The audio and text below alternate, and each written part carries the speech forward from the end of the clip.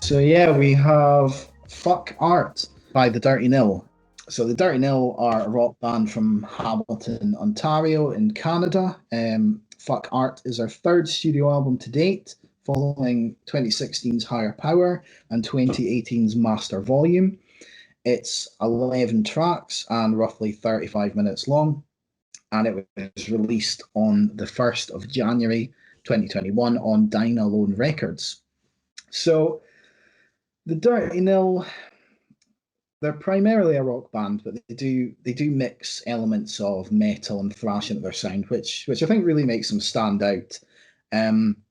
My introduction to the band was on their sophomore album, Master Volume, which was one of my favorite albums of 2018, and it's almost all of the songs have just got brilliantly catchy choruses as you listen through it, and even that album displays a level of confidence and swagger that many bands just don't have.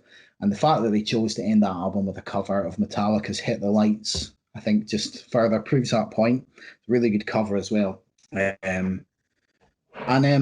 So I've been looking forward to Fuck Art coming out, which is an amazing album title, by the way. I think it's a brilliant album title. Did you read where it supposedly came from? No, I did not. So according to an article that I read on spin.com by Brian Rowley, which was released the same day as the album itself, the band's lead singer Luke Bentham got the name for the album after attending painting lessons at his local community centre. Apparently there was an older guy by the name of Mr. Gallagher who kept moaning about how his brushes didn't look right, or they didn't look like brushes, and that basically he couldn't paint. He was kind of struggling with whatever the kind of class tutor was asking him to do. And despite positive encouragement from the class tutor, an exasperated Mr. Gallagher threw down his tools and muttered "fuck art" under his breath. So yeah, apparently that's where the name for the album came from, which is pretty funny. Yeah. I thought it was going to be like he smashed his easel into pieces and screamed "fuck art" at the top of his lungs before storming out. Yeah, that's quite a cool little story. So basically, I was quite excited about Fuck Art coming out, and then the first single, Done with Drugs, came out I think in June last year, and 17th of June. Yeah, so and it's just a proper banger. And it's got this really catchy lead guitar line that opens the song up, and a really massive sing along chorus. So I was already quite excited for the album, and then that song dropped. I was like, this is going to be good. Have you had any previous experience with the Dirty Nil at all? Not at all, man. So I really didn't know what to expect. So the album opens with this kind of punishing thrash metal guitar riff and drums on Doomboy, which was released as one of the singles from the album, before the lyrics kick in about the kind of 14-second mark or thereabouts. And for me, it was quite an interesting juxtaposition, because I'm hearing this kind of thrash metal guitar sound, and what I would probably describe as like a kind of pop punk vocals. Yeah, just on that, this just popped into my head. It's if you think of Dinosaur Pile Up and thrash metal set, there's a bit of kind of that going on there. Yeah, you're absolutely right.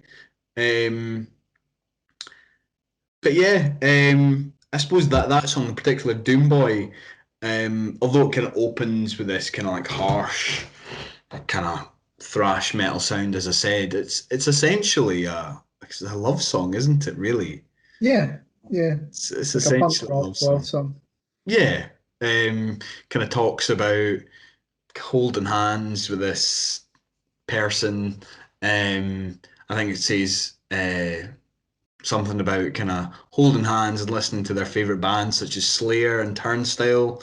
And for me, it could have quite easily been like a Weezer song. Yeah, there's that element to I suppose Weezer have got they're known for their really catchy kind of vocal melodies and guitar leads and stuff. I see where you're coming from. But yeah, I mean, the album just opens up with like a series of really, really good rock songs, like Doom Boy.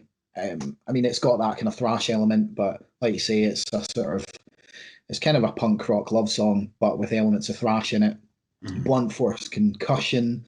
Um, it's a bit more restrained, but it's got I suppose the band have got this knack of just having really hooky like vocal lines, and Blunt Force Concussion has just got this chorus that goes, "Give me one half dozen blunt force concussions, crack my head in two, just don't put me through saying I love you." And me reading it out doesn't do it justice, but it's just brilliant. Like so fun to sing along to. It's one of the sort of, I know we're not far into the year, but it's one of the things I've been singing the most this year so far. But it's also got this like really sort of Nirvana inspired riff in there as well. I mean, those first two tracks are good. And then you've got Elvis 77, which has got all the kind of hallmarks of the Dirty Nil so far: catchy vocals, catchy guitar lines, um, quite crushing guitar riffs. And then they throw in this like desert island guitar lick out of nowhere that probably shouldn't work, but it does. And uh, the kind of repeated line that closes out the song of "Why didn't you call your mama more?" is that's going to be like, you see this band live, that's going to be a huge like crowd participation moment. Yeah. Like, and then it's on to "Done with Drugs," which I've mentioned. It's just got like the core. Like, there's so many choruses on this that are just, they're all so catchy. It's hard to kind of play these songs off against each other. But the moment on "Done with Drugs" near the end, where he just starts screaming, "I'm done with drugs," like it's so good. Like it's just such a great moment. What's your general kind of impression of the album? Um, it took me a while to get into it. Found it enjoyable, but I think I think I'm enjoying it the more times I listen to it. To be honest, it's certainly grown on me. For me, Ride or Die is my favorite track on the album. Yeah, Oh, that was absolutely fantastic. Opens with this kind of Black Sabbath-esque guitar riff. And from what I've been reading, I think the band are massive fans of Black Sabbath in and of themselves. Um, so it opens with that kind of riff before the lead singer's vocals kick in around the kind of 20-second mark. And for me, it felt as if it could have been like a Misfits song from either the Danzig or Graves era. I know that there's a that's a big thing if you're a kind of a Misfits fan, but I really dug the bit about the kind of 4 minute mark where the band stops playing and the lead singer screams, "You born alone, you die alone, that's the truth." I mean, that felt as if it could have just jumped straight from a Misfits song. And even the song's outro, um you get this kind of really kind of infectious group vocals and headbanging riff, and even the way they kind of finish off the song, that feels like something straight from a kind of classic rock song. But yeah, I would agree. I mean, there's loads of elements in there where, yeah, you find yourself kind of headbanging along. The vocals are really infectious. Choruses are great. Um, Hang Your Moon was another good track for me. I've kind of described it as a kind of a fairly kind of straightforward rock number. However, there's an interesting bridge and it ends with kind of these kind of floaty, ethereal sounds. And as you said, there are quite a number of kind of stylistic changes throughout the course of the album, which kind of keeps you engaged. Yeah. I did enjoy it. But like I said, I think I'm going to get more out of it the more I listen to it. yeah. I think of the albums we're reviewing this time round, this is the one I've listened to the most. I think because it's really accessible. Yeah. You can just listen, you just put it on, listen to it all the way through, and it's just a really fun ride. You just, yeah, just it's really enjoyable from start to finish. And I could talk about every one of these songs and say how great they are. I mean, and you know, there's nothing. There are no bad songs on this, and I think it's one of those albums where I'll have a different favorite song Each time. each time. Yeah, my favorite song on the album will change. I mean, the guitars. I mean, I talk a lot about the choruses and the vocals, but the guitars, like the guitar solos, like at the end of The Guy Who Stole My Bike, like there's a really long form guitar solo on that. And then at the on the closing song, One More in the Bill, there's like a virtuoso guitar solo as well. So it's like I feel like this is like they're proper like rock stars. Like they're they're all like really good musicians and they're really confident about what they're doing, and that comes across in the music. What did you rate it? I'm giving this a 10 out of 10, Grant. Like Okay. I can't fault it. Fair enough. People say that there's no good rock music these days, and this album's like a big fuck you to people who say that. It's like you just have to look for it. Like There's a hell of a lot of good music out there, man. Almost too much.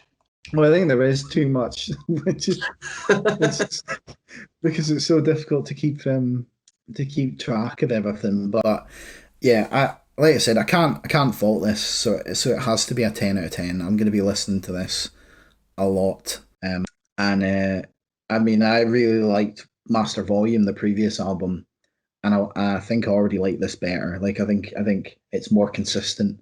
Um, whilst I haven't seen them live in the flesh, I did see them. They did like a headline live stream, which I just caught out of sheer luck being on Facebook at like midnight on a Friday night, and I saw that they were posting this live stream, and they just played.